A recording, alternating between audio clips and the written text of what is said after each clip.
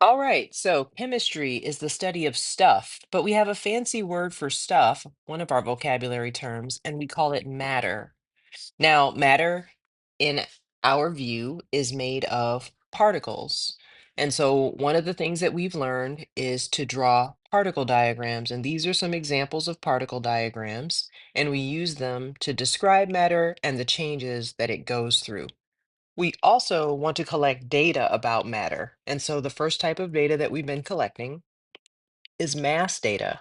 And our definition for mass is the amount of stuff or the amount of matter. And the instrument that we use to collect mass data is called a balance or sometimes called a scale. And we've learned how to use those properly. And now, in order to analyze our data, we've been practicing using a type of bar graph called a histogram so that we can read them and describe what's happening in the data. So here we put some of those concepts together in a board that your classmates made and we discussed. So let's take a look at it together. We did an experiment called melting ice, in which we took a chunk of ice and put it inside of a test tube and then allowed it to melt. So within that same test tube, now the ice has melted into just liquid water. And we made particle diagrams. The important features that should be in the particle diagram, one, these particles should be about the same size, shape, and color as these particles because they are made of the same type of matter. It was water before in the ice form, and it's water now in the liquid form. This group didn't do such a great job of keeping the circles the same, but we talked about it in our discussion. Secondly, they should have the same number, 7 particles to begin with, 7 particles at the end. Now, the number 7 isn't so important, but the number should not change. That's what is important because we masked the ice and we masked the water and the masses didn't change. So therefore, we can conclude the particle numbers didn't change. If mass is a measure of how much stuff, and stuff is made of particles, then the same number of particles should exist both before and after the ice melted. Here is a histogram that we made in class based on the data. Now, 7 groups conducted this experiment. Two of the groups conducting this experiment saw a slight decrease in mass, a little bit less than zero, meaning maybe they spilled a drop of water or just had a little change, but a very small amount. And one, two, three, four of the groups who did this experiment saw either no change, their mass was exactly the same before and after, or zero point zero 0.05, a tiny gain. So, looking at that all together, it's our job to determine, well, what's the average here? Is it right here in the middle? Exactly zero? No, maybe it's a little to the right of the center. And if this is the average, then it looks like the average group gained a tiny, tiny fraction, like zero point zero 0.01 grams of mass. Well, a lot of students thought it may have been because some condensation formed on the outside of the test tube, right? A little bit of moisture from the air may have formed a thin layer, right, of water, like perspiration almost on the outside of the test tube, and that could have added to the weight. But otherwise, we really deduced that there should be no mass change when matter melts. So if a stick of butter melts, or if an ice cube melts, or if ice cream melts, there shouldn't be a mass change because the particles are just going from one configuration to another. So here's how we discussed it. We discussed the system as being closed. So, system is one of our vocabulary terms, and it means the thing that you are studying. In this case, the thing we're studying is the water. We're not studying the test tube. We're not studying the air in the room. We're not studying condensation on the outside of the test tube. We are only studying the water, whether it's in the ice form or in the liquid form. So our system is the water. Now, we would say the system is closed if no particles enter or leave, and we would say our system is open if particles do enter and leave. And when ice melts, there's no reason for particles to enter nor leave. I mentioned that there may have been condensation on the outside that affected our measurements, but that was not a part of our system. So our system didn't change, and we decided it was closed. Some evidence that our system was closed: mass stayed the same. That means no particles entered or left. There was a change in form, but that doesn't dictate the change in mass.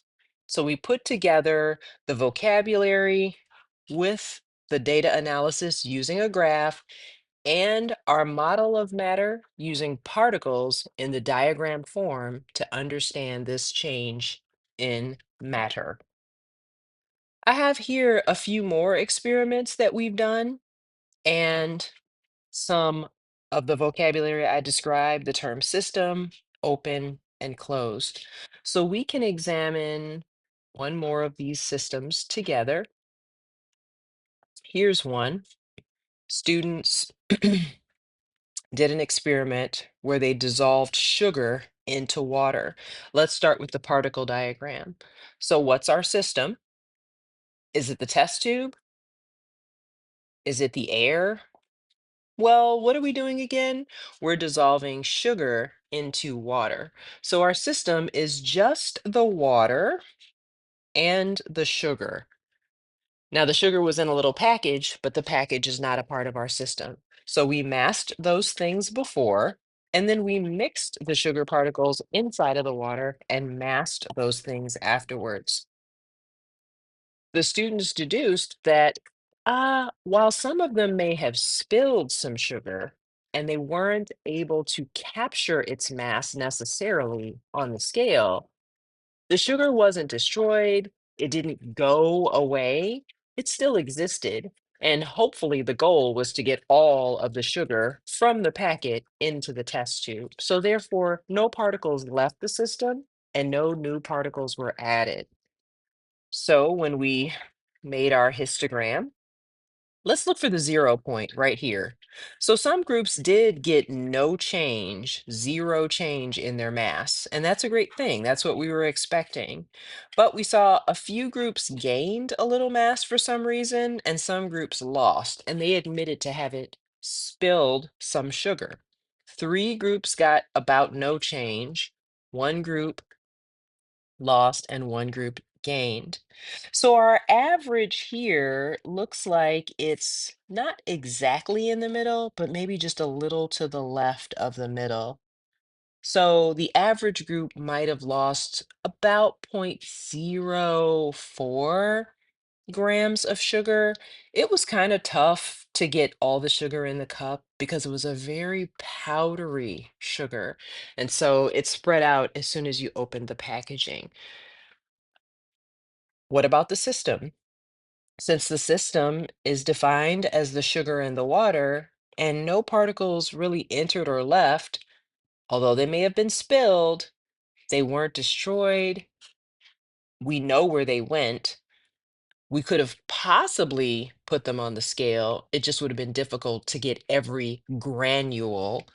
So we describe this system as closed because all the particles were still there. They were still in existence, even if we couldn't pick every granule up and put it on the scale. So no gain or loss in mass, and therefore we conclude that a mass of a system doesn't change just because you mix two things together. So if I mixed oil and water, if I mixed cereal and milk, the mass of the cereal and milk together should be the same as the mass of the cereal and milk separate. Mixing matter doesn't cause a mass change. So for homework, We then were given similar experiments. They were described to us in the instructions, and then it was our job to particle diagram them and describe them using that vocabulary: mass, particle, and system. So here's one example of our homework problem. And then if you're feeling up to it, you can try the other two. And that would sort of bring you up to speed to what we've been doing in class so far. So the first problem says you made steel wool bigger. Now, steel wool is like a cotton ball made of steel metal. So it's soft, it's fibrous, it's stretchy, like a cotton ball, but it's made of steel. And we just stretched it out and we found the mass didn't change. So stretching the steel wool did not change its mass. But when we lit it on fire, the steel wool, the mass did change. In fact, it actually got heavier. We were surprised by that. So let's think about the particle diagram. So if this was our steel wool before we stretched it, and it could be made of any number of particles, then after we stretched it, we should have the same number of particles, just in a stretched out shape. Remember, same size, same shape, same amount because the mass did not change. Same number, or some groups might have had fewer because they dropped some, but the system was closed because the ones that they dropped still existed. They were not destroyed, they just fell down on the table and they didn't get that particle onto the scale. So we're looking for same number spread apart. What's the system here? The steel wool. Would you say it's open or closed? Closed, because no particles entered or left. What about when we heated the steel wool? So we took our stretched out piece of steel wool and then we lit it on fire. And we were surprised to see it actually weighed more. Now, if it weighed more, what does that mean? Somehow there are more particles. Are there more steel wool particles? Did we create steel wool by setting it on fire? No, no, no, of course not. If I could simply create matter, I would create lots of gold and silver and things that were valuable and important. So, no, we must not have created more matter, but instead, something must have been left behind by the fire. New particles, and we weren't sure if they were heat particles or ash or rust or soot or some type of chemical, but we drew in a different size and shape particle to represent that it's not steel wool, but something else. New particles were added, and we know that because the mass weighed more. But those particles should be a different size and shape because it's not steel wool anymore. How do we explain that with words? When mass is unchanged, it means the number of particles is unchanged. We have a closed system in our first experiment. Also, when mass changes, it's due to the number of particles changing in the system. Here we have an open system because our system was just the steel wool and no steel wool entered or left, but some other type of particle entered the system. So if you can try the rest of worksheet one, then that will bring you up to date on what we've been doing in class. Thank you.